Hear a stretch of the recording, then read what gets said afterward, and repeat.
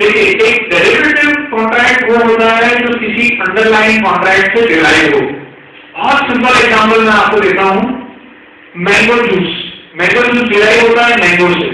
इधर आपका अंडरलाइन है मैंगो और mango juice is the derivative of mango, so that is a derivative contract which is derived from an underline. अब हम जब स्टॉक मार्केट में देखते हैं तो कई सारे अंडरलाइन एसेट्स हैं, जैसे स्टॉक्स हैं, फॉरेक्स हैं, कमोडिटी है, these are all underlying assets। और जब इन एसेट में से हम एक कॉन्ट्रैक्ट डिराइव करते हैं, जैसे आपने काउंटर पार्टी से कॉन्ट्रैक्ट किया कि हम निफ्टी के 100 शेयर है, निफ्टी के 50 शेयर आपसे इस रेट पे इस दिन पे लेंगे, तो निफ्टी इज द अंडरलाइन और वो जो शर्त आपने लगाई है तो कॉन्ट्रैक्ट आपने किया, that is the derivative contract. एक और एग्जांपल मैं देता हूं, तो आप पोजिशनल अपनी शॉर्ट सेल नहीं कर सकते, आप ऐसा नहीं कर सकते वो लार्ज बैलेंस शॉर्ट सेल कर दिया कुछ शेयर जो कि कैश सेगमेंट में है और उसमें 3 दिन बाद कवर करो, ये अलाउ नहीं है कैश सेगमेंट में।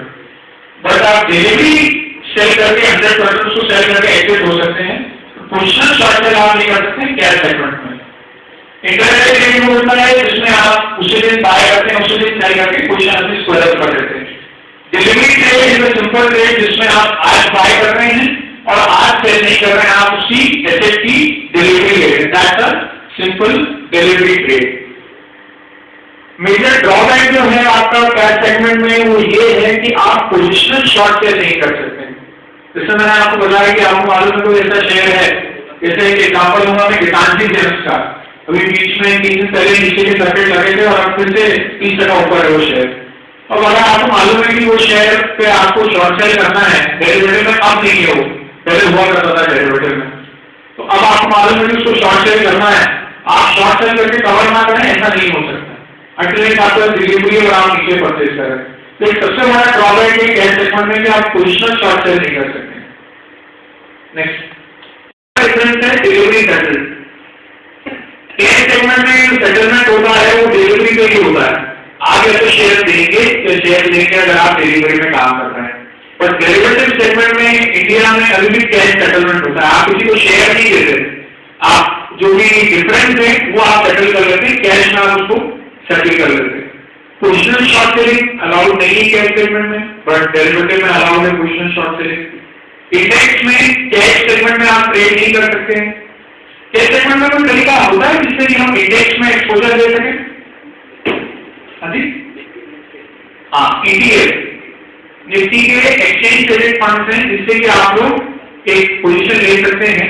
और एक और बहुत अच्छी चीज मुझे यहाँ पे याद आई, क्योंकि आप लोग सब क्लाइंट से डायरेक्टली इंटरेक्ट करते हैं, कई सारे क्लाइंट्स पूछते हैं कि हमें निफ्टी लॉन्ग टर्म के लिए होल्ड करना है, 10 साल 15 साल के लिए होल्ड करना है, क्या करें? सबसे बढ़िया तरीका है निफ्टी 20 या निफ्टी ETF। निफ्टी ETF होता है एक्सचेंज ट्रेडेड फंड, 1 यूनिट जो होता है डिवाइड बाय 10 होता है निफ्टी का। जैसे निफ्टी 6,000 चल रहा है तो 600 रुपये का 1 यूनिट आपको मिलेगा। शेयर के समान होता है वो यूनिट, म्यूचुअल फंड होता है, उसको आप शेयर के जैसे अपने डिमांड का रखें और आप उसको होल्ड कर सकते हैं। तो सबसे आसान तरीका है आप अपने क्लाइंट को ये बोलें कि बॉस आप अगर 5,000 रुपये महीने की SIP करना चाहते हैं, एक डेट फिक्स कीजिए, 1 तारीख को निफ्टी भी जो भी हो आप 5,000 रुपये की निफ्टी भी अपने डिमांड में रखते हैं अगले 15 साल के लिए। ये आपने क्या करा है, स्टॉक मार्केट में SIP करवा ली। इस तरीके से भी आप अपने क्लाइंट को एडवाइस कर सकते हैं कि वो SIP करें निफ्टी में, क्योंकि क्या होता है कि over longer term of time, जैसे हम देखें 2003 में निफ्टी 1000 के नीचे था और आज कहाँ सबको मालूम है, और वो 6 गुना हो गया निफ्टी 10 साल आपके 7 साल में। तो शेयर में भी पैसा मिलता है, और शेयर में बहुत जल्दी लोग एग्जिट हो जाते हैं। बहुत कम ऐसे लोग मिलते हैं जो शेयर में 5-10 साल के लिए बैठे हैं। वो सभी बैठते हैं जो गलती से बैठ जाते हैं, भूल जाते हैं कि शेयर की जरूरत पड़े। ये तो बाजार में जब आप सामने स्क्रीन के सामने बैठते हैं और अगर 20% का प्रॉफिट हो रहा है, उसको रखने में ज्यादा हिम्मत चाहिए, बेचने में हिम्मत नहीं चाहिए आपको। अगर 20% का प्रॉफिट हो रहा है और आप उसको होल्ड करके रखें, उसमें ज्यादा हिम्मत चाहिए। सबसे सही तरीका है आप SIP करवा लें उसको निफ्टी में, बहुत अच्छा रिटर्न मिलता है लॉन्गर टर्म में, डिस्काउंट पे है। इसका मतलब ये होता है कि फ्यूचर कॉन्ट्रैक्ट स्पॉट से नीचे चल रहा है।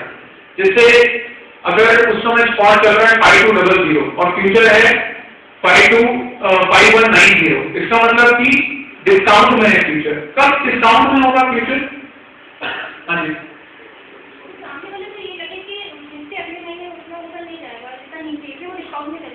जब बेयरिश सेंटिमेंट रहता है तब डिस्काउंट में रहता है निफ्टी, और उसका उल्टा होता है प्रीमियम। अभी जैसे निफ्टी हुआ प्रीमियम में, प्रीमियम कब होगा जब बायर ज्यादा रहेंगे।